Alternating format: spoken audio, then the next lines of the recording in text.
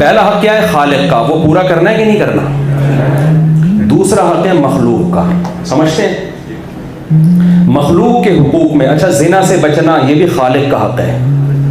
انگریز کہتا ہے اگر لڑکا لڑکی دونوں راضی ہیں تو کیا ہے؟ اللہ راضی نہیں ہے جس نے ان دونوں کو بنایا۔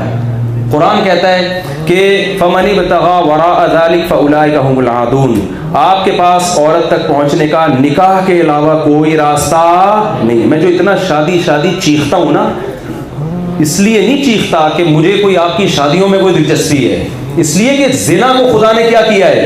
حرام، اور نکاح کو پیغمبروں کی سنت بنایا ہے۔ نکاح پیغمبروں نے کیا۔ موسیٰ علیہ السلام نے جب مدین گئے ہیں تو وہاں مسافر تھے، تو جو آپ کی ہونے والی زوجہ تھی ان کے والد نے کیا کہا؟ میں اپنی بیٹی اس شرط پہ آپ کو دوں گا کہ آپ نے 10 سال بکریاں چرانی ہیں۔ موسیٰ علیہ السلام نے فوراً یہ شرط قبول کر دی۔